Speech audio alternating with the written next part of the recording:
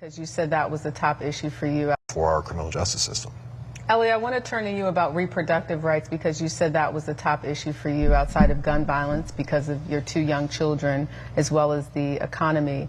But what did you hear when they were talking about the issue of reproductive rights that struck you? And you also say you're now leaning more toward voting for Trump and Vance after this debate.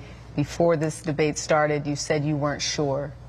Yeah, I really liked that Vance said that he was pro-family and not necessarily pro-life or pro-choice. It was pro-family, which I really appreciated, and I think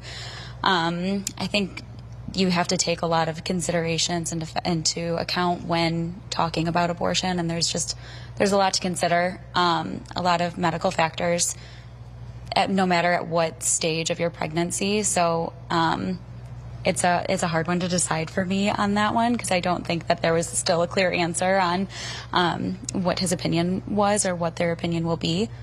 But I liked his view on it, that it was more pro-family. Okay, well, we're going to keep talking, and we're going to have more for CBS Morning. So what we see here is, and I do like the pro-family comment. I think that's pretty dope. I think no one can really be against pro-family. And that's why you even have Trump, who supports the IVF, because it's going to help create more families in the right way. I think IVF is fine. I mean, you're trying to create a family. You're not trying to destroy a family. You're not trying to destroy a baby. And I think Vance did an awesome job. Vance won over a lot of people. I think he won over a lot of Republicans as well that were kind of concerned about him being able to handle the pressure. When he first started, Vance, I was like, I don't know who this guy is. I really personally, in my opinion, wanted Trump to pick someone else who was on the list for a second and then dropped off, who was Byron Donald. You know, Byron Donald, if y'all seen him on The Breakfast Club, he destroyed them. But it was my personal opinion why I wanted, or my personal preference why I wanted Byron Donald. Because he was a young black man and he could then break down that barrier of them being racist and color and all that. And he was going to be a really good candidate against Kamala Harris, who was the VP at the time. But he chose Vance. I didn't know much about him. I said, okay, man, if he's going to be like Pence, you know, it's going to be a problem. And he's not. He is much sharper. He is not afraid. And I love the grit that this man shows.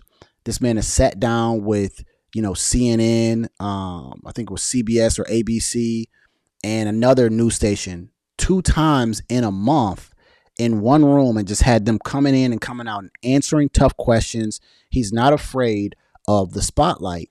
And what we seen in that debate was exactly that. Practice after practice after practice. And we seen Tim Walz, Tampon Timmy. We seen Tampon Timmy totally disrupt the Democratic machine.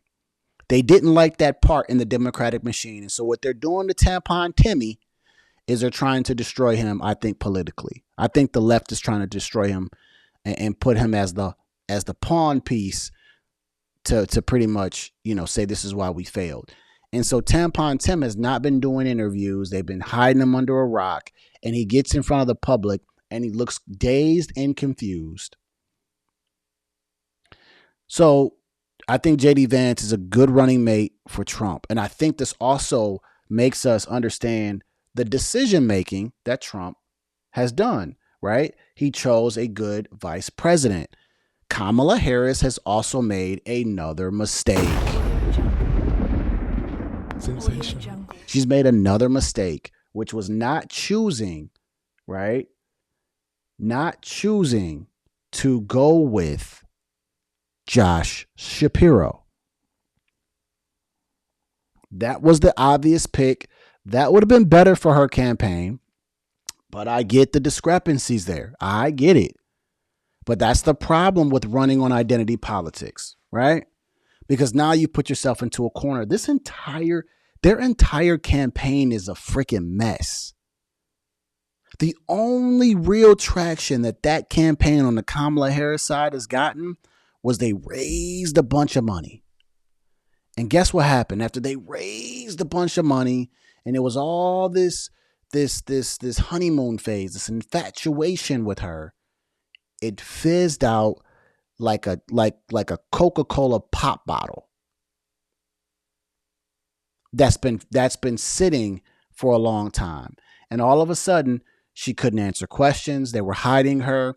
They start asking her, what does she really stand for? She does a debate for 90 minutes, and folks are still asking her, who is she and what does she stand for? And then she's losing in the economy section. She's losing when it comes to migrants. She's losing amongst men. She is doing bad amongst men. That's why they had friggin' Magic Johnson trying to go up there and speak to black men, and he can't even control his son, who's a black man. And so there's a bad decision that she's also made, again, by not picking Josh Shapiro, going with Tampon Timmy. Not deciding to take, interviews to get better so that she can answer tough questions so she knows what's happening. It's the same reason why I can have a conversation with the liberal or Democrat, and I know where the conversation is going, and I understand their talking points because I've had the same tough questions. I've had the frustrating conversations. It's a cadence. But when you hide from that, you don't really get to go through those repetition of questions. How do you answer them? They've been hiding her. She's making bad decisions, yo. Not to mention what she's done in office. She's making bad decisions just on the campaign trail. Why would you go? Let him cook. Let him cook now. Let him cook. I said let him cook. Why would you go down to the border when you caused all of the migrant crisis to happen in the first place? All the migrants running through has been because of your doing. Another bad campaign move. Because the day that you went out there, they released the numbers of all the migrants who have come through here illegally that are criminals for assaults, for murders. The day that you came here, the day that you went to Arizona. Another bad campaign move. That she's been making bad mistakes the entire way. Not to mention, we got problems in the world. Hurricane Helene. She's nowhere to be found. She comes a week later because she's trying to campaign. She's in Michigan right now. She was in Flint a couple of days ago. She's trying to win Michigan when we got a whole fire happening in the United States. Her decision making is not to be trusted. Meanwhile, you got Trump doing his thing. He's campaigning, even after being, assassination attempts, campaigns. He's got Elon Musk on his team. Should I go any further? Shout out to JD Vance. JD Vance is doing a really great job on setting himself up to be a front runner in the Republican Party. He's also showing that Trump has made a great decision on picking a VP who is sharp, who is concise, and who is ready. And people loved him. Republicans love him now. They love JD Vance. People that kind of had questions about JD Vance, they rocking with him now. They rocking with him. And now the next video, which is going to be the last segment of this show, is showing you what they're now doing to Tampon Timmy, which is they're throwing him out to Fox News. All right, let me read y'all comments. And then I know y'all hanging with me, man, but I'm a little tired too. But half of the money came from Biden because she was the only one. Oh, the money could be transferred to. Yeah, that was a whole thing. The money could be transferred to Kamala Harris because her name was on the ticket. That was a whole thing. She had to get it. It was all about the money, right? And since she was on the ticket, she could easily get the money that was being I think it was like $90 million that was already being held up because Biden was doing so bad and he couldn't win over the donors. And then when she came on board, they released that. Plus, she made like $180 million or something, or even more than that.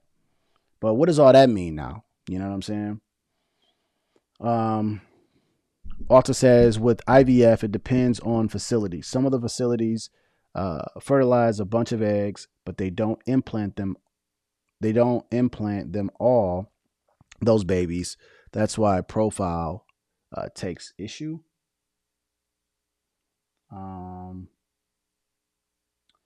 What she hiding behind the necktie? Shout out to Liz D. Liz D says dazed and confused. I love that. Yeah, that's what Tampon Timmy was. I mean, when he was on the stage, you can clearly see that this guy was nervous. Like he constantly was writing down things, but he wasn't even writing them down where you would like write down a thing or two and look back up and look confident.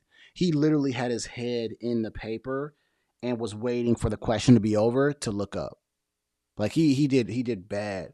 And not to mention JD Vance straight cut into the moderator that tried to fact